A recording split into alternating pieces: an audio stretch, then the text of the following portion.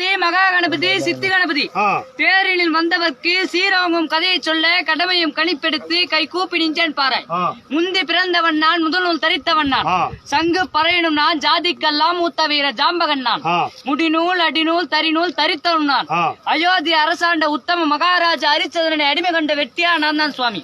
நீர் தோன்றி நெடும் கடல் தோன்றியது, ஊர் தோன்றி உலகம் தோன்றியது, அந்த ஊருக்கு மேலாண்டு புறத்திலே ஒரு ஆழ விருச்சகம் தோன்றியது, அந்த ஆழ விருச்சகத்தின் அடியிலே ஒரு கன்னி புற்று தோன்றியது, அந்த கன்னி புற்றினிலே ஒரு காராம்பசு பிறந்தது, அந்த காராம்பசு வயிற்றினிலே ஒரு கமலக்கண்ணி பிறந்தார், அந்த கமலக்கண்ணி வயிற்றினிலே ஓடப்பட்டதாக 9,000 கோடி, பறக்கப்பட்டதாக 12,000 கோடி, நடக்கப்பட்டதாக 400,000 கோடி, ஊறப்பட்டதாக 1,000 கோடி, இப்படியாக ஈ எறும்பு எண்ணாறு ஜீவராசிகளை படைத்தார் பிரம்மன். இந்த ஜீவராசிகளானது பூலோகத்திலே பெருக பெருக பூமாதேவியால் பூமி பாரம் தாங்க முடியவில்லை.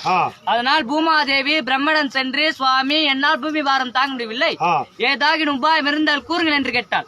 அதை கேட்டு என்னிடம் கூறினால் உனக்கு வந்த உபாயம் கிடைக்காது, கையிலே சென்று சிவரிடத்தில் குறையை சொன்னால் உனக்கு வந்த உபாயம் கிடைக்கும் என்று சொன்னான் பிரம்மதேவன். அப்போது காலால் நடவாமல் காற்றாய் பறந்தோடி கைலாயம் சென்று சுவாமி என்னால் பூமி பாரமானது தாங்க முடியவில்லை என்று சிவரிடத்தில் முறையிட்டாள் பூமாதேவி. அதை கேட்கும் நேரத்திலே காவனூர் கம்மாள பறர்கள் காராம்பசுவை காலை கட்டி கழுத்தை அறுத்து தோலை உரித்தார்கள். அதன் உயிரானதோ எமலோகம் சென்றது. காராம்பசுவின் மாமிசத்தை அனு மண் நீலன் அங்குஜன் இவர்கள் மூவரும் ஒன்றாக சேர்ந்து 5 பங்காக போட்டார்கள். அதிலே முதல் பங்கானதை சிவபெருமான் மனைவியான சிவசக்தி எடுத்துச் சென்றார், 2வது பங்கானதை நாராயணமூர்த்தி எடுத்துச் சென்றார், 3வது பங்கானதை பிரம்மதேவன் எடுத்துச் சென்றார், 4வது பங்கானதை வீர ஜாம்பகன் எடுத்துச் சென்றார், 5வது பங்கானதோ யாருமே எடுக்காமல் இருந்தது. அதை பார்த்தா சிவபெருமான் இந்த பூலோகத்திலே பூமாதேவியின் பூமி பாரம் தீர்க்க வேண்டும், இந்த காராம்பசுவின் மாமிசத்தின் மகிமையை நாம் அறிய வேண்டும் என்றால் யாரை கேட்டால் தெரியும் என்று யோசித்து அடே வீர ஜாம்பகா என்று குரல் கொடுத்தார். ஆண்டவனின் குரலை கேட்டு அடியனும் ஓடி வந்து பாத நமஸ்காரம் செய்து இந்த அடியத்த காரணம் என்னவென்று கேட்டான் வீர ஜாம்பகன். அடே வீர ஜாம்பகா, உனக்கு உன் தாய் பேர் தந்தை பேர் தெரியுமா என்று கேட்டார் சிவபெருமான். சுவாமி, எனது தாயே சமுத்திரம், எனது தந்தையே சூரியன், எனது பெயரோ வீர ஜாம்பகன் என்று வைத்தான். அடே வீர ஜாம்பகா, பார் உலகிலே பூமாதேவியானவள் முதல் பங்கு எடுத்துச் சென்றால் அந்த காராம்பசுவின் முதல் பங்கு யாருக்கடா உதவும் என்று கேட்டா சிவபெருமான். சுவாமி, சிவசக்தி எடுத்துச் செல்லும் முதல் பங்கானதோ மாமிசமானது, அது மந்திரம் கற்றவர்க்கும் தந்திரம் கற்றவர்க்கும் மாயாஜாலம் அறிந்தவர்க்கும் மகுடிக்கு மையாகும் சுவாமி என்று சொன்னான் வீர ஜாம்பகன். அடே வீர ஜாம்பகா, அப்போது நாராயணமூர்த்தி எடுத்துச் செல்லும் 2வது பங்கு யாருக்கடா உதவும் என்று கேட்டார். சுவாமி, நாராயணமூர்த்தி எடுத்துச் செல்லும் 2வது பங்கு கொம்பானது எலும்பானது, அதிலே சீப்பாகும் சிமிலாகும் சீர்பெற்று வாகின்ற பெண்களுக்கெல்லாம் வர்ண டப்பியாகும் சுவாமி என்று சொன்னான் வீர ஜாம்பகன். அடே வீர ஜாம்பகா, அப்போது பிரம்மதேவன் எடுத்துச் செல்லும் 3வது பங்கு யாருக்கடா உதவும் என்று கேட்டார். சுவாமி, பிரம்மதேவன் எடுத்துச் செல்லும் 3வது பங்கு வாளானது, அந்த வாள் முடியானது அரச பரம்பரைக்கும் அருக்கொடுக்கும் தேவருக்கும் அருகில் நின்று வீசும் வெஞ்சாமரையாகும் என்று சொன்னான் வீர ஜாம்பகன். அடே வீர ஜாம்பகா, அப்போது நீ எடுத்து வைத்திருக்கின்றாய 4வது பங்கு யாருக்கடா உதவும் என்று கேட்டார். சுவாமி, நான் எடுத்து வைத்திருக்கும் 4வது பங்கு தோளானது, அதிலே வாராகும் வடமாகும் வண்ண கயிறாகும் பாசிக்க மேளமாகும் வெங்கல தமுக்காகும் 1000 குதிரைகளுக்கு அங்கு படியாகும் 3000 குதிரைகளுக்கு முதுகு பட்டையாகும் என்று சொன்னான் வீர ஜாம்பகன். அடே வீர ஜாம்பகா, அப்போது யாருமே எடுக்காமல் இருக்கின்ற 5வது பங்கு யாருக்கடா உதவும் என்று கேட்டார்.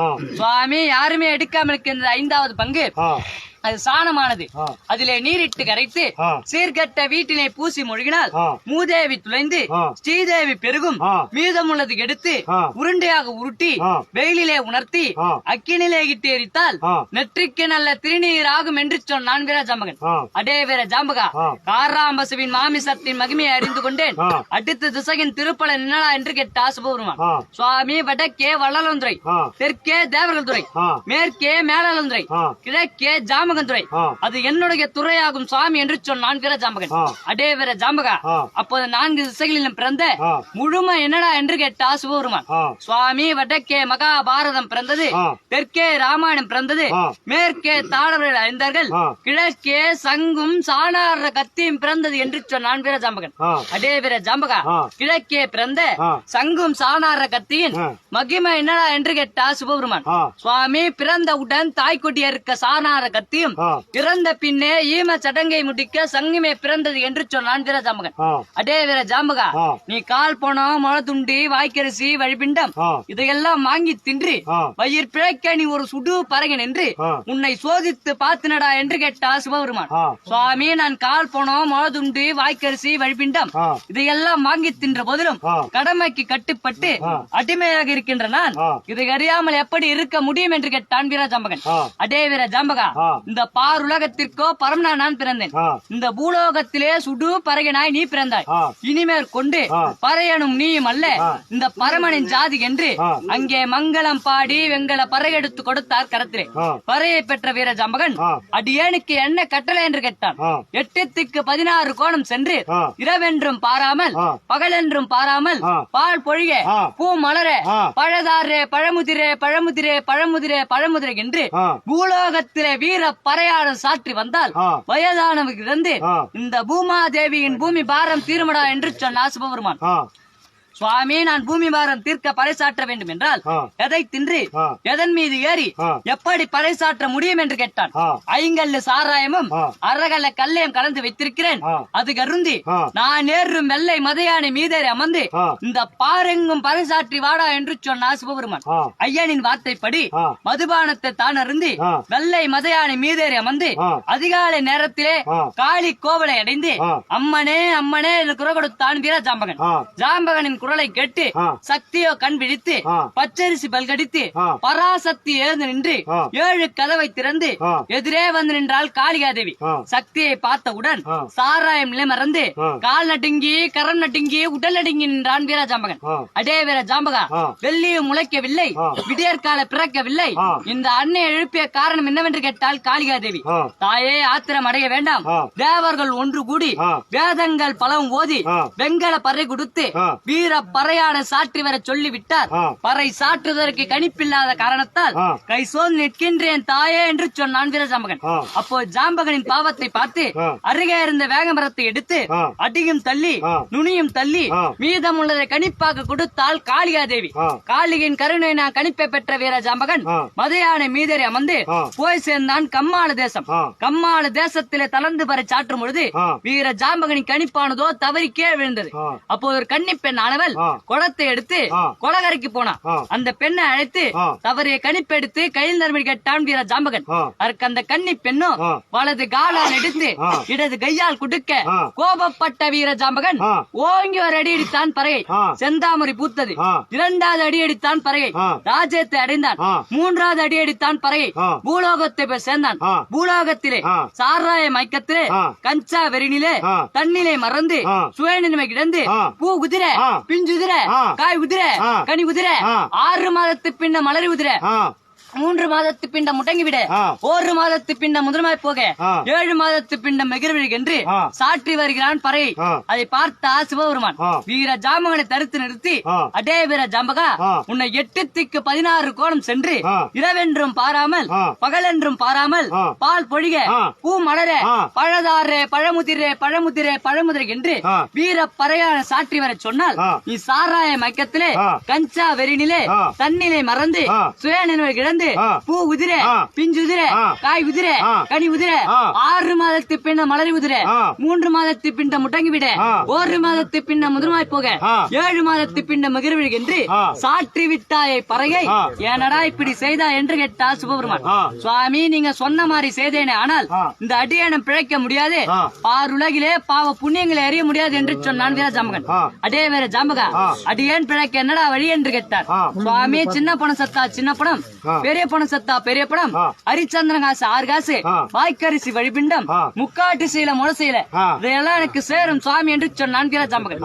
அடே வீர ஜாம்பகா, இதையெல்லாம் உனக்கு சேர்ந்த போதிலும் பாருலகிலே பாவ புண்ணியங்களை அறிவதற்கு வழி என்னடா என்று கேட்டார் சிவபெருமான். சுவாமி, நான் பாவம் செய்தவரை சொல்லுகிறேன் என்று சொல்லி கூடையை குறைத்தவரும் குறைப்படி இட்டவரும் தாயை அடித்தவரும் தன்பரப்பில் நொந்தவரும் அங்காளி குயிலை அதிரவலை இட்டவரும் பங்கிலே பங்கு பதவி எடுத்தவரும் கடிக்கிற நாய் விட்டு வேடி வேடிக்கை பார்த்தவரும் கறந்த பாலினை நீரிட்டு கறந்தவரும் கறந்த பாலினை காலரட்டி உதைத்தவரும் அண்ணன் தம்பிக்கு துரோகம் செய்தவரும் அக்கா தங்கைக்கு துரோகம் செய்தவரும் தன் தாரம் இருக்க பிற தாரத்து மீது ஆசைப்பட்டவரும் கட்டிய கணவன் இருக்க மறு கணவன் மீது ஆசைப்பட்டவரும் எல்லை கல்லை புரட்டு நட்டவரும் கோவிலை இடித்தவரும் குளத்தை துடுத்தவரும் கொள்ளை அடித்தவரும் கொலை புரிந்தவரும் எதையுமே பார்க்காது பொய் சாட்சி சொன்னவர்கள் எல்லாம் பாவிகள் சுவாமி என்று சொன்னான் வீர ஜாம்பகன். அடே வீர ஜாம்பகா, இந்த பாவிகளுக்கு என்னடா கட்டளை என்று கேட்டா சிவபெருமான். சுவாமி பேர்பட்ட பாவிகளை எல்லாம் பாம்பு குழி பள்ளி குழி அட்டக்குழி அர்ணக்குழி என்று சொல்லக்கூடிய ஏழா நரகத்திலே தள்ளி கீழா நரகத்தில் இடுவார்கள் சுவாமி என்று சொன்னான் வீர ஜாம்பகன்.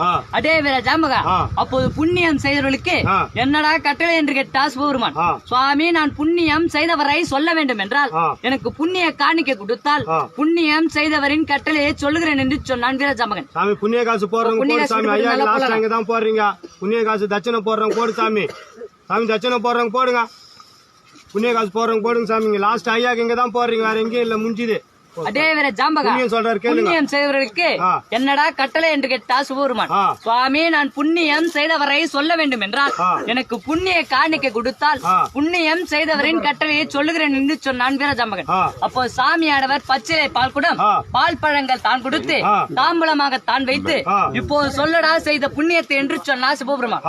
சுவாமி, பாமரம் வைத்தவரும் பூமரம் வைத்தவரும் மயிலேற மதுசூர் கட்டியவரும் தாய் தந்தையை தெய்வமாக நினைத்தவரும் அடுத்தவர் மன வந்தவரும் பசியன வந்தவர்க்கு பார்சோ தந்தவரும் கோதானம் செய்தவரும் வஸ்திரதானம் செய்தவரும் அன்னதானம் செய்தவரும் 32 தான தர்மங்கள் செய்தவரும் நீதி நெறி தவறாமல் அரசாட்சி செய்தவர்கள் எல்லாம் புண்ணியவான்களே சுவாமி என்று சொன்னான் வீர ஜாம்பகன். அடே வீர ஜாம்பகா, இந்த புண்ணியவான்களுக்கு என்னடா கட்டளை என்று கேட்டா சிவபெருமான். சுவாமி, பேர்பட்ட புண்ணியவான்களை எல்லாம் மல்லிகை மந்தாரை இருவாட்சி கோம் என்று சொல்லக்கூடிய வாசமுள்ள மலரால் அலங்கரித்து உன் பாதத்திலே கொண்டு வந்து சேர்த்தார்கள் என்று சொன்னான். அடே வீர ஜாம்பகா, என் பாதத்திலே கொண்டு வந்து சேர்த்தால் என்னடா புண்ணியம் என்று கேட்டா சிவபெருமான். சுவாமி, இந்த விண்ணிற்கும் மண்ணிற்கும் நின்றவரும் நீயே, இன்று விதி முடிய விதி விலக்கி ஏற்றியவரும் நீயே, இன்று விதி முடிந்து வந்திருக்கும் தாத்தா பேருங்க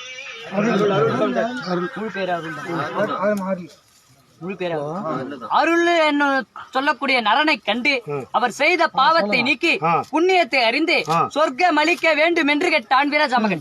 அடே வீர ஜாம்பகா, பாருலகிலே பாவ புண்ணியங்களுக்கு பரிகாரம் இருக்கிறது என்றால் உன் எண்ணமானது ஈடேறட்டும் என்று எனக்கு வரமளித்தா சிவபெருமான்.